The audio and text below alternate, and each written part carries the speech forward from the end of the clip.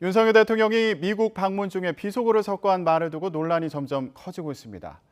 발언 내용이 잘못 알려졌다고 대통령실에 해명을 내놨지만 야당은 막말 외교 참사보다 더 나쁜 거짓 해명이라면서 거세게 반발하고 있는데요. 김행 국민의힘 비대위 대변인 그리고 전 청와대 국정홍보비서관을 지낸 윤재관 한양대 겸임교수 두 분과 함께 이 순방 논란과 관련해서 얘기해 보겠습니다. 두 분 안녕하십니까? 안녕하십니까? 네, 제가 오늘 방송 시작하기 전에 두 분께 좀 부탁을 드렸는데, 자 이번 순방 일정을 좀 한 단어로 한마디로 평가해달라 이렇게 부탁을 드렸거든요. 예, 먼저 대변인께서는 어떻게 보셨어요?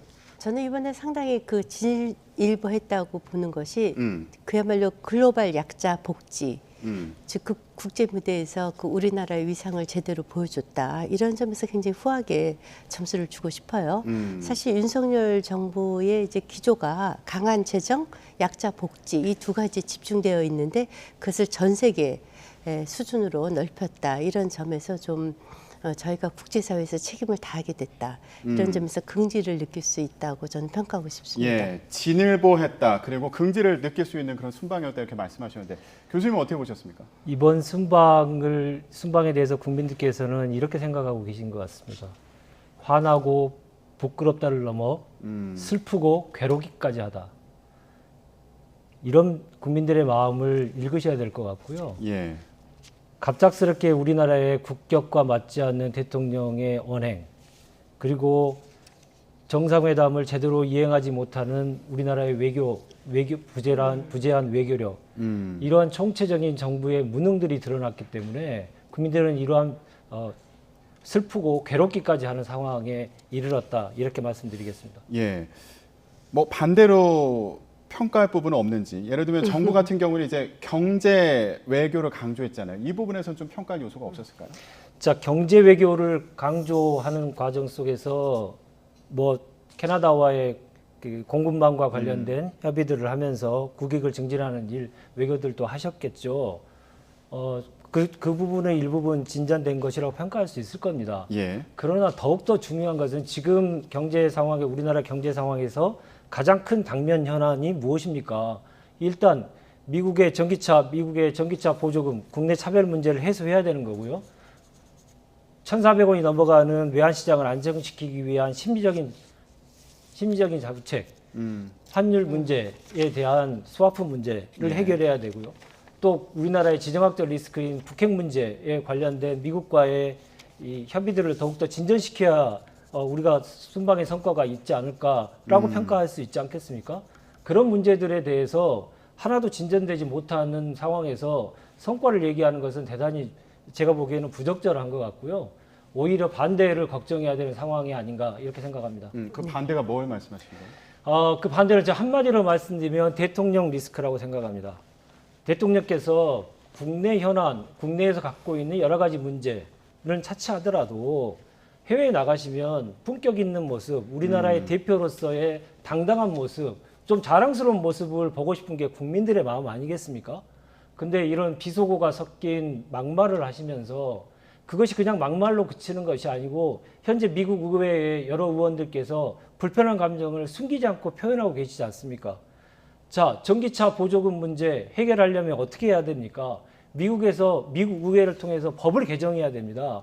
그 법을 개정해야 되는데 미국 의원들이 대한민국 대통령에 대해서 모욕감을 느끼고 있다, 이렇게 표현해버리는 상황이 됐는데 어떻게 순방의 성과를 얘기할 수 있겠습니까? 네. 알겠습니다. 지금 경제적인 성과에 대해서 이제 평가를 하는 과정에서 네. 오히려 대통령의 이런 비속어 논란이 좀 악영향을 미치는 거 아니냐 이런 부분 지적을 해주셨거든요. 제일 먼저 제가 말씀드리고 싶은 것은 정상회담과 잘 아실 거예요. 이 야당의 정말 말도 안 되는 이 떼쓰기인데 정상회담과 다자 외교 무대는 다릅니다. 정상회담에서 미리 의제를 조율하고 어떤 성과를 얻는 것이 아니라 다자회담은 그야말로 지속적으로 이루어지는 정상회담하고는 상당히 성격이 다르고요. 저희가 하반기에도 에이펙이라든가 아셈이라든가 G20 이런 다자 정상회담들이 예정되어 있거든요. 그래서 어떠한 그 외교 성과가 다자가 만나서 스케줄도 그때그때 굉장히 변화가 많아요. 그런 상황에서 뭐를 딱 따라 이렇게 얘기하는 것은 제가 교수님께서 청와대 이전에 근무해 보셨기 때문에 누구보다 더 잘 아실 분이 저런 말씀을 하신다는 것에 대해서 제가 참 당황스럽고요. 그리고 또 이제 대통령의 비서고 그것도 이렇게 말씀드리고 싶어요.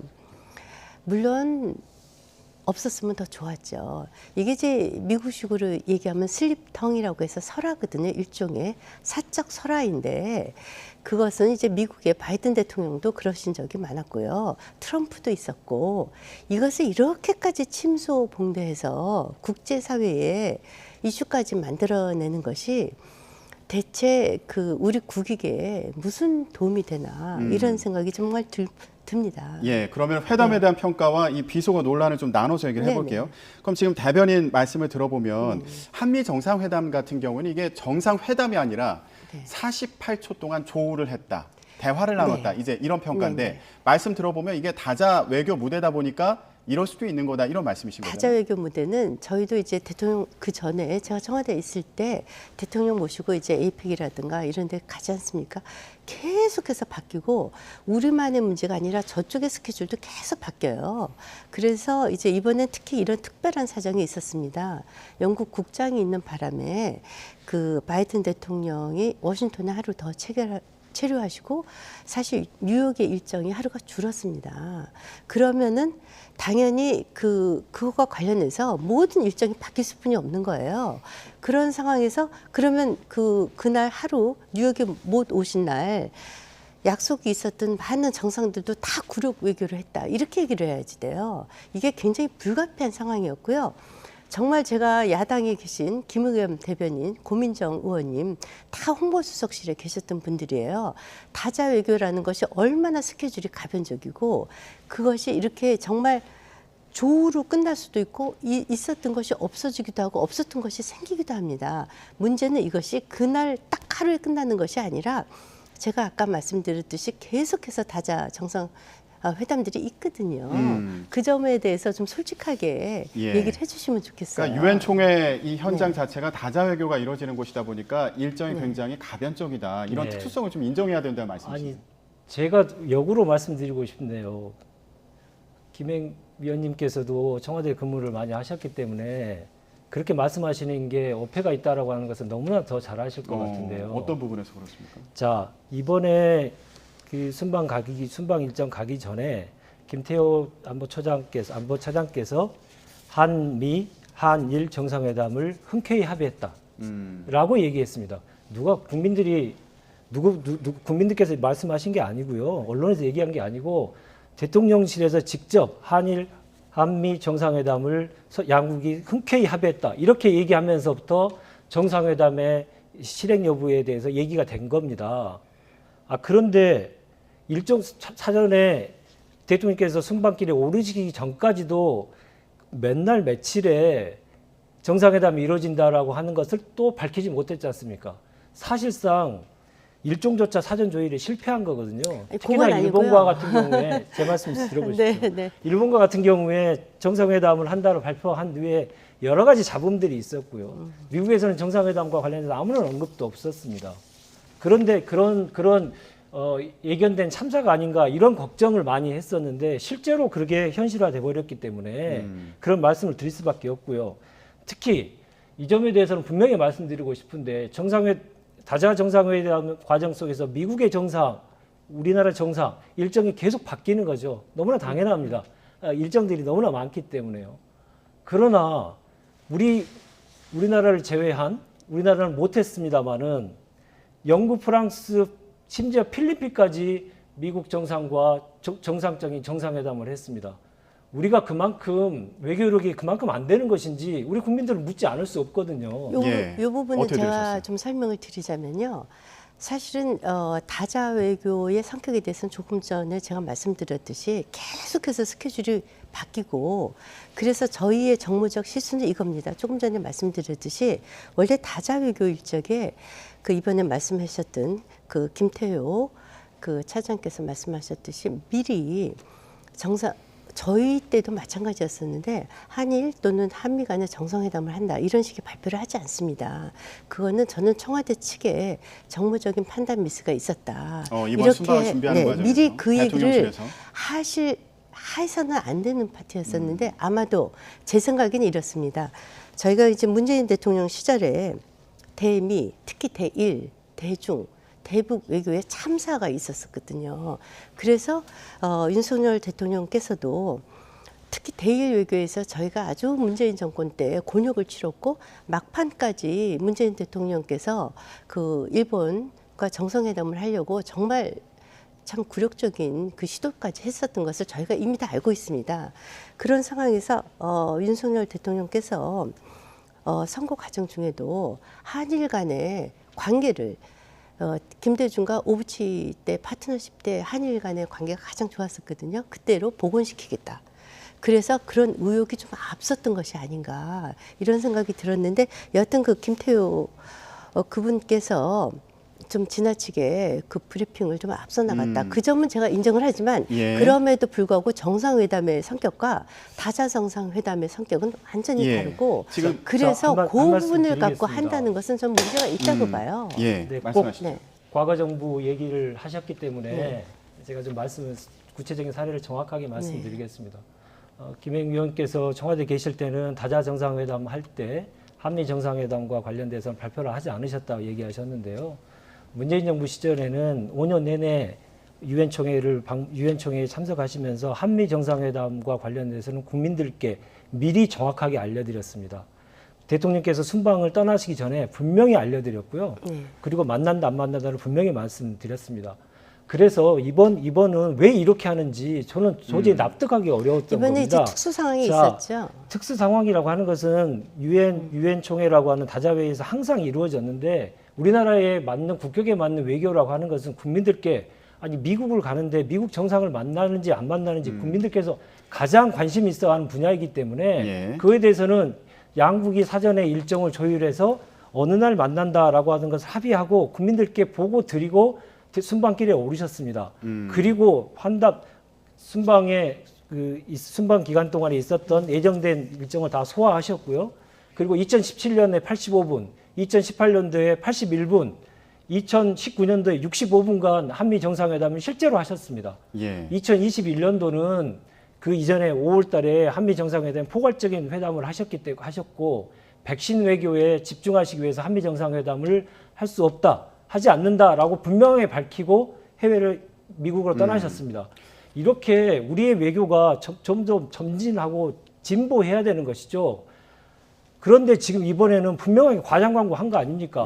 알겠습니다. 정확하게 합의하지 않고 예. 섣부르게 제가 발표했다. 말씀드렸듯이 이렇게 말씀드릴 수밖에 없습니다. 정말 불가피한 상황이 있었어요. 바이든 대통령의 일정이 하루가 축소됐거든요.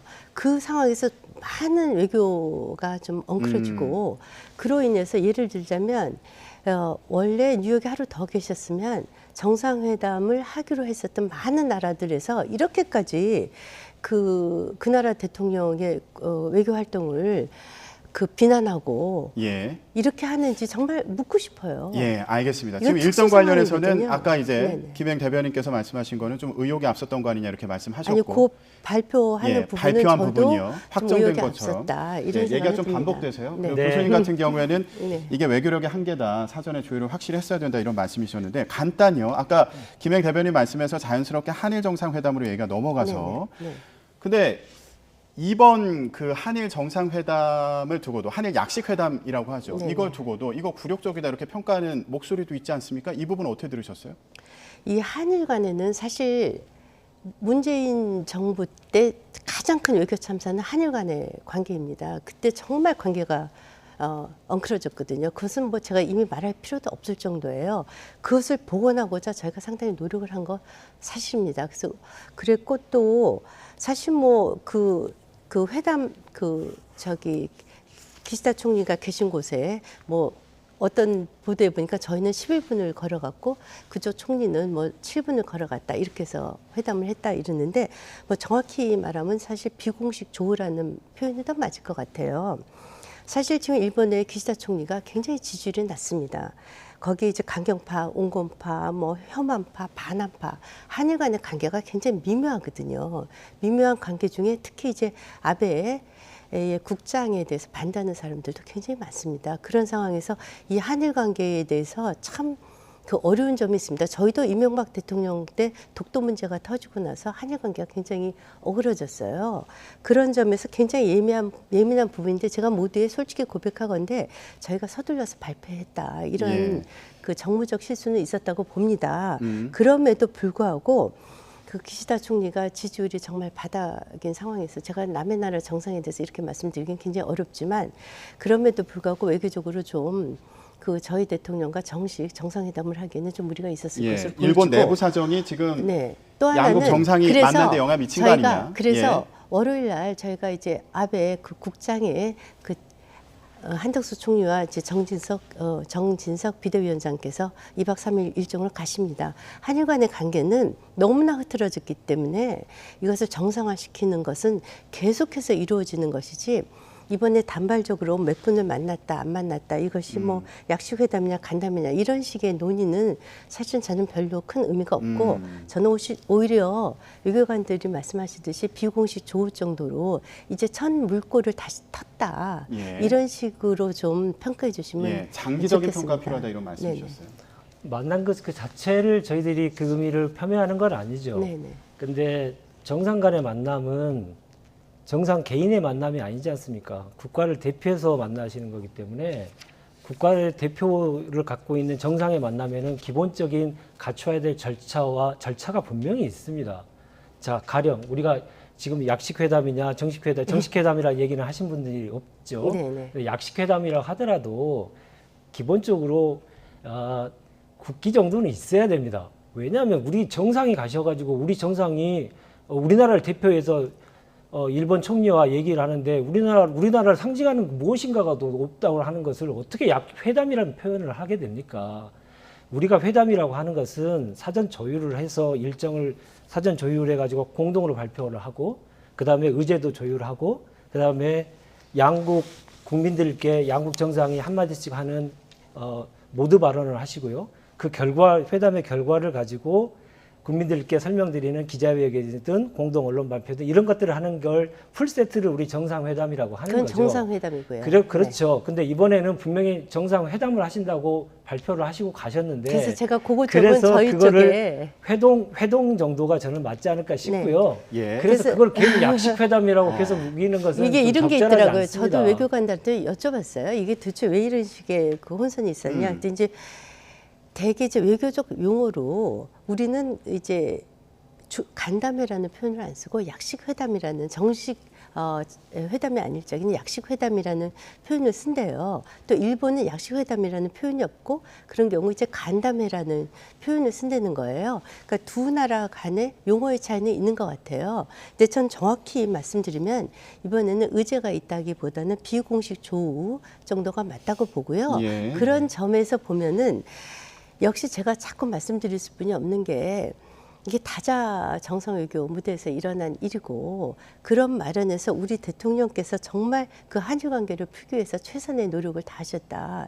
이 점을 좀 봐주시면 좋겠다. 근데 이런 앞서 생각이 강제징용 들어요. 배상 문제에 대한 네. 논의가 있을 것인가 이런 관심이 많은 상황이었고 네네네. 또 우리 대통령이 기시다 총리가 있는 장소로 찾아가서 만났다 이런 부분에 대한 이제 국민들이 보는 그게 이제 입장에서 마치 이제 반감 있는 부분도 있으니까요. 그분이 예, 설명해 계셨던 주시면. 호텔로 찾아갔다 이렇게들 좀 착각하시는 분이 계신 것 같은데 그게 아니라 마침 그 장소에 기시다 총리가 일정이 있지 않았었습니까?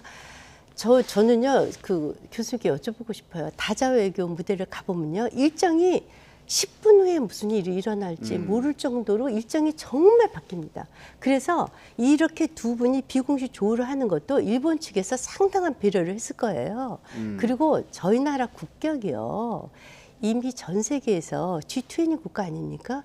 그리고 이번에 제가 아까 말씀드렸듯이 저희가 이제 당당하게 그 글로벌 펀드에 1억 불을 제공하겠다. 이렇게 유엔 총회에서도 저희가 선언하지 않았었습니까? 예. 그런 마련에서 이제 우리나라를 자꾸 굴욕 외교를 한다. 이거 정말 사대주의적 발상이라고 생각을 해요. 자, 저희 외교관의 수준이 어느 정도냐. 저희 나라가 전 세계에서 비자가 가장 강한 나라입니다. 우리나라로 정정하겠습니다. 네, 아니, 죄송합니다. 네. 죄송합니다. 우리나라가, 아니, 정말 죄송합니다. 우리나라가 그렇게 비자가 강한 국가예요. 우리나라의 외교관들은 제가 뭐 감히 이렇게 말씀드려도 될지 모르겠지만 정말 훈련된 전문가들입니다. 다만 제가 아까도 말씀드렸듯이 처음에 저희가 이제 순방 전에 그 발표를 할 적에 좀 조율이 잘 못 됐다. 이 점은 정말 사죄드리고 싶습니다. 예, 알겠습니다. 지금 저희가 양국 정상, 그러니까 한미, 한일 정상 간의 만남 과정에서 있었던 논란에 대해서 이제 두 분의 의견을 들어봤는데 지금 얘기를 이제 들어보면 김행 대변인께서는 이게 다자 외교 무대다 보니까 그럼요. 예, 일종의 가변성이 있었다. 근데 대변인 말씀에 대해서 이제 교수님 같은 경우에는 이거 사전에 조율이 잘 돼 있어야 되는 그런 문제였다. 이렇게 이제 지적을 해주셨어요. 그럼 이 문제는 어떻게 봐야 될까요? 대통령 발언이 논란이 된 부분이 있어서요. 대체 무슨 발언이길래 이렇게 논란이 됐던 건지 먼저 들어보고 나서 얘기 나눠보도록 하겠습니다.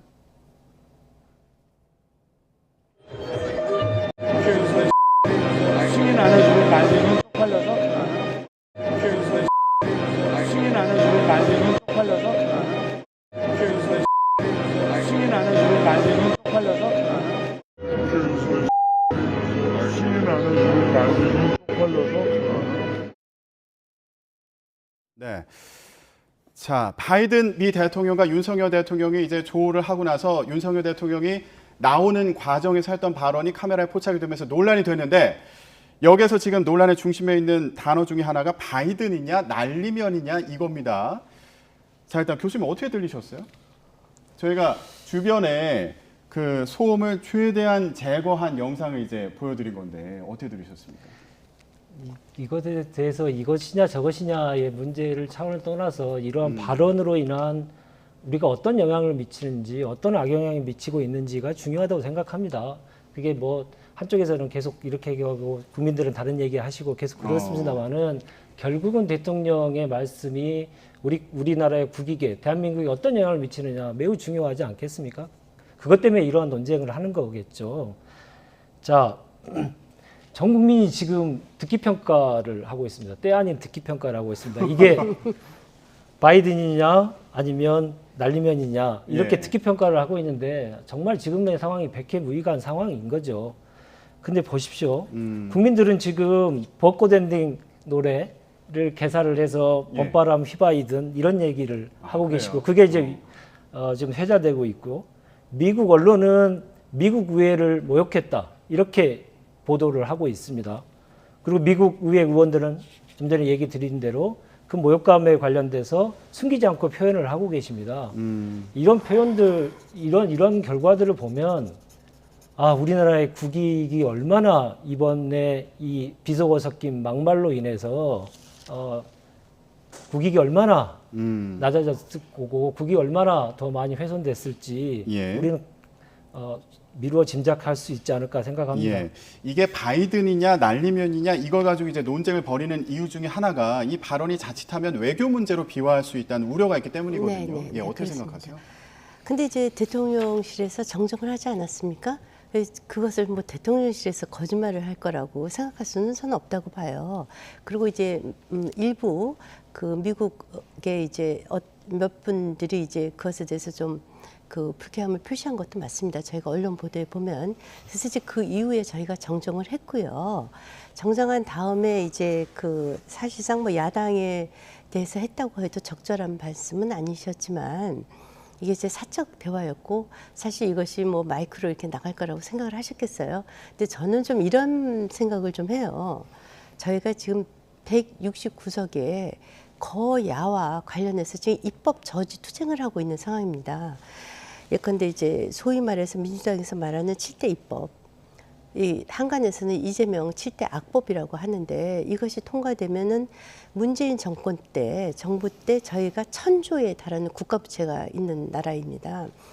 7대 입법이 통과되면 저희 나라의 재정은 정말 상당히 말할 수 없는 그 위험한 지경에 국가 도산에 처하지 않을까 하는 일각의 우려도 있을 정도인데 이런 상황에서 제가 국제사회에서 약속을 하지 않았습니까? 글로벌 펀드를 내겠다, 1억 불을 내겠다.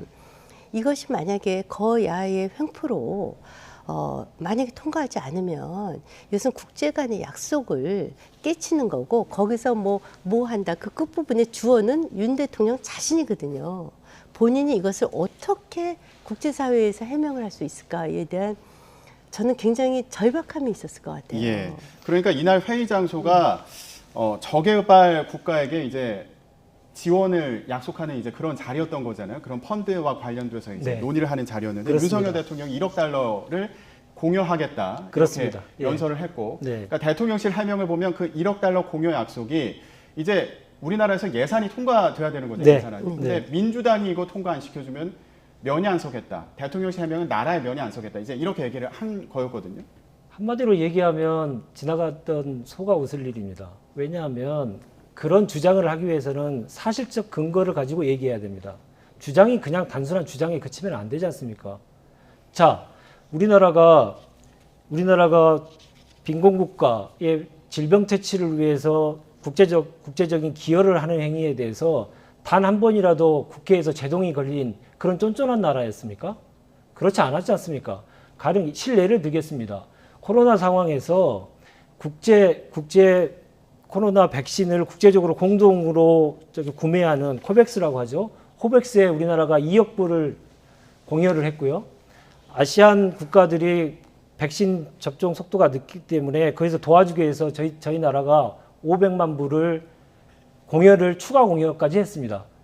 최근에 있었던 일입니다. 그때 대한민국 국회에서 언제 그에 대해서 제동을 건 적이 있습니까? 그때 대한민국 그 정도로 하는 나라가 아니고요. 우리나라 한 가지만 더 말씀드리겠습니다. 우리나라의 본부를 둔 최초의 국제기구가 뭔지 아십니까? 국제 백신 연구소라고 해서 서울대에 있는 겁니다. 그 백신 연구소의 목적이 우리나라가 유치한 목적이 저개발국가의 전염병이라든가 빈곤, 저개발국가의 질병 이런 것들을 도와주기 위한 국제기구를 유치한 나라입니다. 우리나라는 예. 그렇게 스스로 낮춰서 볼 수는 없는 것입니다. 이런 배경을 놓고 볼 때 지금 대통령실의 해명이 이해가 되지 않는다 이런 말씀을. 그건 드립니다. 아니고요. 이제 우리 그 교수님께서 말씀하셨듯이 그때는 문재인 정부 마지막 그때 시기였었는데요. 그때는 여소야대 상황이 아니었어요. 그러니까 대통령을 국회에서 얼마든지 지원할 수 있었죠. 지금 여소야대라는 특수 상황입니다. 대통령께서 국제사회에 이런 약속을 했을 적에 저희도 지금 입법 저지를 당 차원에서 하고 있거든요. 그래서 굉장히 우려를 하고 있어요. 그래서 오죽하면 노란봉투법, 지금 아까 뉴스 모두에도 이제 노총에서 집회도 하고 있는데 이런 것들에 대해서 굉장히 우려를 하고 안 되면 이제 대통령께서 소위 말해서 거부권 행사해야 되지 않을까 정도까지 걱정을 하고 있어요. 여소야대 상황에서 그 의석수, 우리 소위 말해서 쉬운 말로 의석수 깡패라고까지 할 정도로 어려운 상황에서 지금 대통령이 외교를 하신 상황이거든요. 당연히 예. 저는 걱정하신다고 대변인님, 봐요. 그러면 그러니까 지금 저희가 계속 얘기가 나오는 것이 그럼 이게 바이든 대통령을 겨냥한 거냐 아니면은 이게 한국 국회에서 이 예산이 통과될까 아니면 저지가 될까 이 부분에 대해서 얘기한 거예요. 이거 이제 논쟁을 벌이고 있는 상황인데 네네. 그걸 차치하고요. 앞부분에 있는 그 비속어가 네네. 그러면은 결국에 우리나라 국회에 민주당을 겨냥한 거다 이렇게 네. 이제 결론이 나는 거잖아요. 네네. 이 부분은 괜찮다고 볼 수 있을까요? 아니죠. 이제 제가 말씀드렸듯이 말씀이 거칠었었던 거 충분히 저도 동감합니다. 그래서 이제 25일 날 내일이죠. 대통령께서 이제 오늘 귀국하시면 당정대 이제 협의회가 있습니다. 순방에 대해서 성과를 이제 한덕수 총리나 정부 쪽에 또 이제 당 쪽에 정진석 비대위원장 등을 모시고 이제 설명을 하실 텐데요. 그때 이제 적절한 대통령의 말씀이 나오시지 않을까 이렇게 생각을 알겠습니다. 합니다. 교수님 마지막으로요. 그럼 네. 이 상황을 어떻게 해소할 수 있을까요? 지금 해명을 하게 되면 그 해명을 통해서 어느 정도 수긍이 돼야 되지 않겠습니까? 근데 해명이 더 큰 문제를 비화시키고 있는 문제가 비단 이번뿐만이 아니지 않습니까? 장신구 논란 때도 그랬었던 거고요. 이렇게 국정 운영에 관련된 운영하는 방식이 이렇게 아마추어처럼 운영하면 이런 문제들은 계속적으로 이루어질 수밖에 없는 문제라고 저희들은 볼 수밖에 없고요. 여러 가지 말씀을 드리고 싶습니다만은 대통령께서 사과하시고요. 이번 외교의 문제를 일으킨 장본인에 대해서는 아마 자리를 지키고 지키려고 해도 어려울 겁니다. 그 점에 대해서는 대통령께서 인정하시고 사과하시면 오히려 반나절 만에 끝날 일을 열 몇 시간 만에 해명하면서 오히려 국제적인 문제까지 벌어졌지 않습니까? 예. 지금이라도 사과하시고 책임자에 대해서는 정확한 책임을 물으셔야 된다. 이렇게 예, 생각합니다. 알겠습니다. 여기까지 듣겠습니다. 일단 야당에서는 대통령 사과 그리고 외교 라인에 대한 전면 교체 요구를 하고 있는 상황인데 앞으로 어떤 상황이 전개될지 그리고 대통령이 귀국하면 어떤 입장을 밝힐지 이것도 좀 지켜봐야겠습니다. 네. 예, 전국 얘기 여기까지 듣도록 하겠습니다. 김행 국민의힘 비대위 대변인 또 윤재관 한양대 겸임 교수 두 분과 얘기 나눴습니다. 말씀 고맙습니다. 감사합니다.